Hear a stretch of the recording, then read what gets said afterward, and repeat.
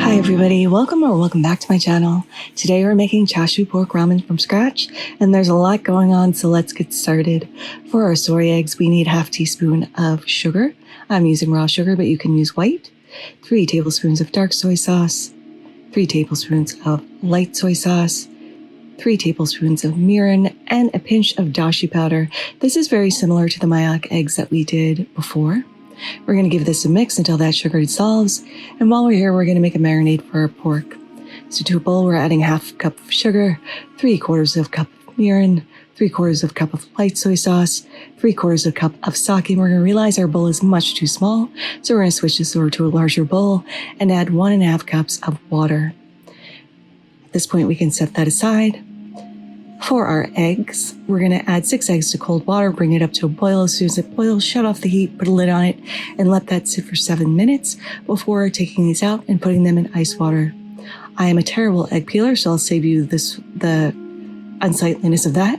We're going to peel our eggs, put them in a container, and add our sauce. Cover this up, and we're going to put this in the fridge overnight, going in and giving it a shake every now and again. Now, ramen noodles are alkaline noodles, so we need to make an alkaline base. So we're going to weigh out 100 grams of baking soda, place this on a foil-lined baking sheet, and bake this for an hour at 250 degrees Fahrenheit.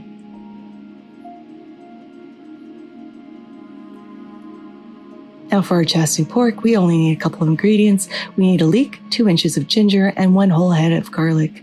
We're going to rough chop up the leek, slice up the ginger, skin and all, and cut our garlic head in half, widthwise, lengthwise, down the middle this way. For our pork, I have a 2.5 pound pork belly here. We're going to roll this up as tightly as possible. This is a tricky little sucker. It would be helpful if I had 4 hands, but I only have 2. So we're going to wrap this up as tightly as possible, take some butcher twine, and we are going to tie a butcher's knot into this, which is looping your string once, twice underneath, tightening up, and then tying off with a simple square knot. This did take me a couple of minutes because this was a big fat pork belly and I have very small hands. But we persevered and we did end up binding this up as tightly as possible. Now we're going to truss the rest of this. So to do that, we're going to move the tail, make a loop with our hand, slide it underneath the pork belly, run that down, and tighten this up as much as we possibly can. And again, we're going to make a loop, run it underneath, space this out. I'm telling you, the struggle was real. There are a couple of struggles here, which you're going to see in this video. And we're going to continue to do this to the end before flipping over, pulling out some more twine and cutting off the excess. And now we're going to loop this. This is the wrong way, so don't loop it this way. I'll show you the correct way in the next loop. So we want to take our tail end, loop it over and under, and over and under, and last over and under. And when we get to that back end, we're going to flip our pork belly over and tie this off in one more butcher's knot. We're going to do a little dance of success because this was a little hard, but we managed to do it. So pat yourself on the back. So now we are going to brown this bad boy up in a Dutch oven over medium-high heat, just browning all sides. Don't forget to add oil like I did, just so nothing sticks. All the brown bits on the bottom we'll take care of in a minute. Now, after everything is sufficiently browned, we're going to pour over our sauce. It is going to steam, so just be careful. Add in our aromatics. We're going to bring this up to a boil, lower it to a simmer, pop a lid on this, and let this cook away for half an hour, being sure to scrape up all of those brown bits on the bottom first. And we're going to let that simmer away. Go in every 10 minutes and just flip your pork belly over so every part gets coated in this gorgeous marinade. Now our baking soda is done baking. We can take that out and let it cool before transferring this over to an airtight container, which should keep for about forever. We're not going to use all of this for our noodles, but we'll have it whenever we need it when we want to make ramen noodles. Now after half an hour, we're going to take off the lid, lower this to a medium or low temperature, give this a little flip, admire our handiwork and let that go for another half an hour before taking off the heat, letting it cool, and removing any of the solids. Then we're going to take a Ziploc, place in our succulent little pork belly, and pour the sauce over the top. Then we are going to press out as much air as possible, seal this up, put this in a container large enough to hold it in case there's any leakage, and let that sit still tied up overnight. Now it's the next day and we can start on our ramen noodles. I'm very excited about this. So this is pretty precise. We need to weigh out our ingredients. So we're going to weigh out 500 grams of bread flour, 2.5 grams of kosher salt, 2.5 grams of our baking soda, and 200 grams of cold water. I'm wearing gloves here because alkaline salt can be a little irritating. So we're going to add the baking soda and salt to our water, stir that until that dissolves. And we're going to just start adding this in increments.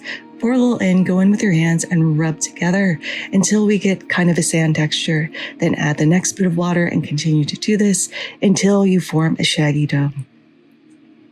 And we can tip that onto a bench and start forming this together. It is going to be a little rough, kind of like a pastry dough or a pie dough. But once you have it roughly together, pop that into a Ziploc, press out the air, and we're going to cover this up and let this rest for about a half an hour. We want that liquid to absorb into the flour because this is a very stiff dough. Now I've taken out our pork and broth to room temperature. At this point, we can snip off any of that butcher twine. It's done its job. I do recommend wearing gloves because this is pretty sticky. And don't throw out that sauce. We're going to use it in our ramen broth. And of course, we're not going to use all of this pork belly in our ramen, so we're just going to slice off a couple thin pieces and reserve the rest to eat with rice. Now it's been half an hour. We're going to leave our dough in our Ziploc just to keep it nice and hydrated. And we're going to take a heavy rolling pin and start rolling this out. We want to bring this together as much as possible. We are going to use a pasta machine later on. But for now, we're going to just beat this senselessly with our work pin, get out a little frustration, and then we're going to cover this up again and let it rest for an additional half an hour.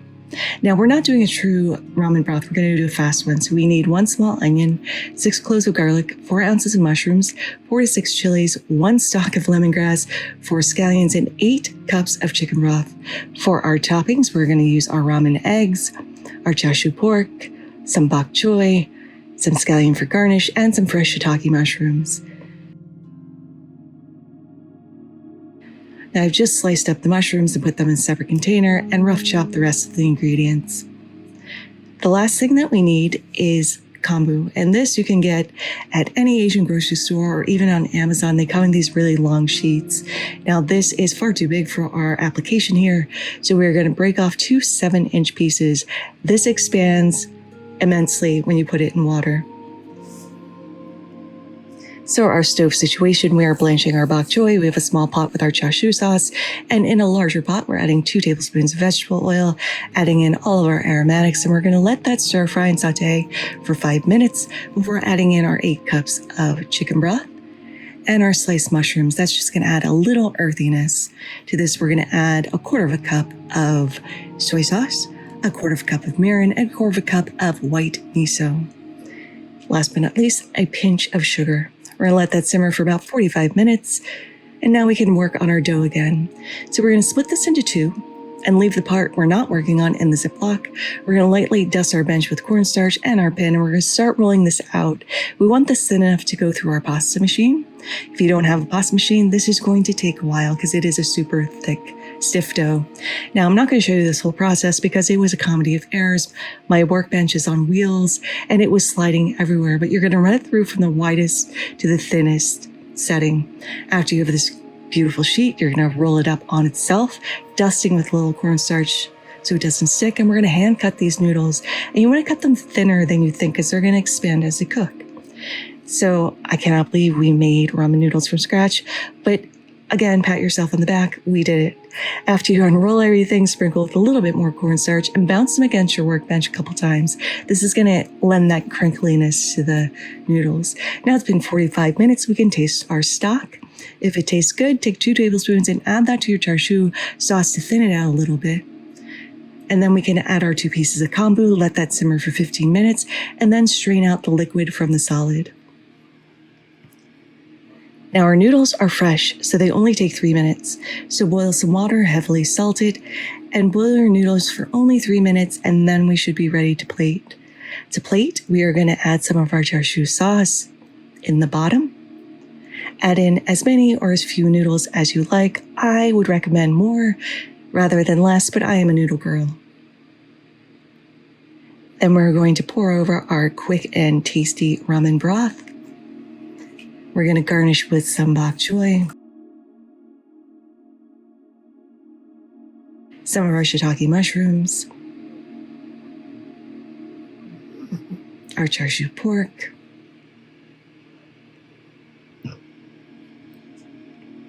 our ramen eggs, and finally we're going to garnish with some chopped scallion. And this is looking stunning.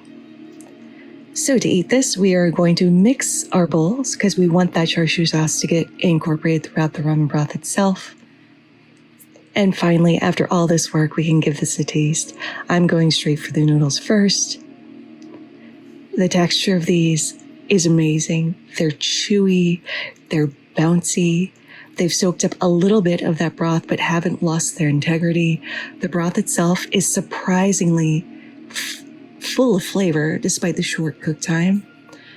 The chashu pork is tender and succulent on the inside. You get that crust on the outside, and this is absolutely delicious.